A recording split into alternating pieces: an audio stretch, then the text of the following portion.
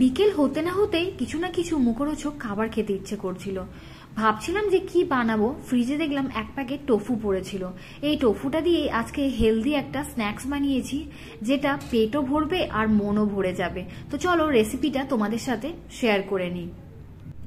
ফ্রিজে এক packet tofu পড়েছিল, এটা নিয়ে নিলাম। এবার প্যাকেটটা খুলে নিতে হবে আর এরকম ভাবে টোফুটাকে বের করে এটাকে ছোট্ট ছোট্ট টুকরো করে নিতে হবে।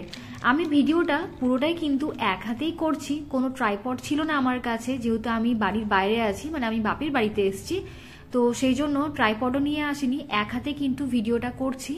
এবার দেখো টোফুটাকে বের করেছি এই প্লেটের মধ্যে, আর এই ছুরির সাহায্যে কিন্তু আমি এরকম লম্বা করে কেটে নিচ্ছি, এরপর ছোট ছোট টুকরো করে নেব।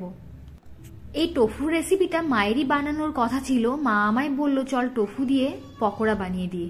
আমি বললাম দাঁড়াও, রেসিপিটা আমিই বানাই, পকোড়া না বানিয়ে অন্য কিছু বানাচ্ছি, যেটা খেতে কিন্তু পকোড়ার স্বাদটাও পাবে আর তোমার মনটাও ভরে যাবে, পেটটাও ভরে যাবে।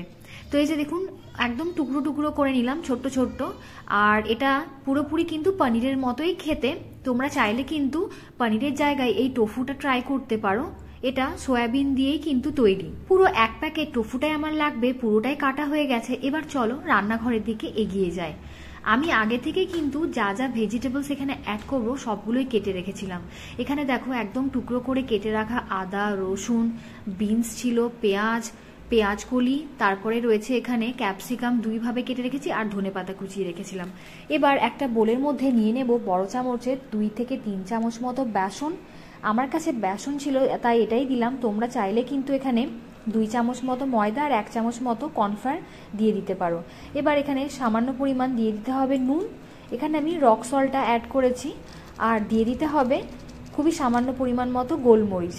যেহেতু আমার বাচ্চাও খাবে তাই আমি এখানে ঝালের পরিমাণটা একদমই কিন্তু কম রাখবো, তোমরা চাইলে এখানে ঝালের পরিমাণটা বাড়িয়ে দিতে পারো। এর মধ্যে কিছুটা পরিমাণ চিলি ফ্লেক্সও অ্যাড করতে পারো। এবার মিক্স করার পর সামান্য পরিমাণ জল দিয়ে এরকম একটা ব্যাটার তৈরি করে নিতে হবে। এর মধ্যে কেটে রাখা টোফুগুলো অ্যাড করব, আর ব্যাটারের সাথে ভালো করে কিন্তু মিক্স করে নিতে হবে, যাতে ভালোভাবে কিন্তু ব্যাটার এবং টোফুটা কোট হয়ে যায়। আমি আগে থেকেই ফ্রাইং প্যানের মধ্যে 2 চামচ মতো তেল দিয়েছিলাম গরম করতে। এবার একটা একটা করে টোফুগুলো এর মধ্যে দিয়ে দিতে হবে, আর শ্যালো ফ্রাই করে নিতে হবে, এটা কিন্তু ডিপ ফ্রাই হবে না। আমি এই টোফু ফ্রাইটা শ্যালো ফ্রাই করছি, তোমরা কেউ চাইলে কিন্তু ডিপ ফ্রাই করতে পারো বা এয়ার ফ্রায়ারও করতে পারো। আমার কাছে যেহেতু কোনো এয়ার ফ্রায়ার নেই, তাই এটাকে কিন্তু আমি হালকা করে শ্যালো ফ্রাই করে নিচ্ছি। এবার এগুলোকে উল্টে পাল্টে কিন্তু ভালোভাবে সেঁকে নিতে হবে। এগুলো সেঁকা হয়ে গেলে কিন্তু একটা প্লেটে সরিয়ে রাখতে হবে। তো এই যে দেখতেই পাচ্ছেন এটাকে হালকা কিন্তু সেঁকা হয়ে গেছে, বা বলতে পারেন শ্যালো ফ্রাই হয়ে গেছে। একটা প্লেটে সরিয়ে রাখলাম। এবার ওই একই ফ্রাইং প্যানে আরও 2 চামচ মতো আমি তেল অ্যাড করলাম। তেলটা হালকা গরম হয়ে এলে এর মধ্যে একে একে ভেজিটেবলসগুলো অ্যাড করব। প্রথমেই দিয়ে দিলাম রসুন কুচি, আদা কুচি, এটাকে হালকা একটু নেড়ে নেব। এরপর নেড়ে নেবার পর এর মধ্যে একে একে বাকি যে ভেজিটেবলসগুলো কেটে রাখা আছে সেগুলোকে অ্যাড করতে হবে। অ্যাড করে দিচ্ছি এর মধ্যে পেঁয়াজ কুচি, দিয়ে দেব এর মধ্যে বিনস, দিয়ে দিতে হবে পেঁয়াজ কলি, এরপর দিয়ে দেব কেটে রাখা ক্যাপসিকাম, যেটা দুটো শেপে আমি কেটে রেখেছিলাম, একটা কিউব আর একটা একটু লম্বা করে কেটে রেখেছিলাম। সব কিছুই দিয়ে দেওয়ার পর হালকা এটাকে সটে করতে হবে। হালকা এটাকে সটে করে নেবার পর এর মধ্যে আমি অ্যাড করব সসটা আমি এখানে বাটির মধ্যে প্রথমে মিক্স করে নেব। তার জন্য নিয়েছি বড় চামচের 2 থেকে 3 চামচ মতো টমেটো সস, দিয়ে দিলাম এর মধ্যে 1 চামচ মতো সয়া সস, দিয়ে দিতে হবে খুবই সামান্য পরিমাণ গোলমরিচ, আর স্বাদ মতো নুন দিয়ে দিতে হবে। তোমরা যদি কেউ চাও এর মধ্যে কিন্তু যে চিলি সসটা হয় ওটাও অ্যাড করতে পারো, আমি এখানে অ্যাড করছি না, নাহলে কিন্তু খুব ঝাল হয়ে যাবে। সসটা এর মধ্যে অ্যাড করে দেবার পর আবারও এটাকে খুব ভালো করে মিক্স করে নিতে হবে।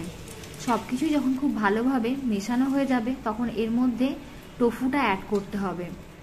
টোফুটা আমি এর মধ্যে অ্যাড করে দিলাম, আবারও কিন্তু সব কিছু খুব ভালো করে মিক্স করে নিতে হবে।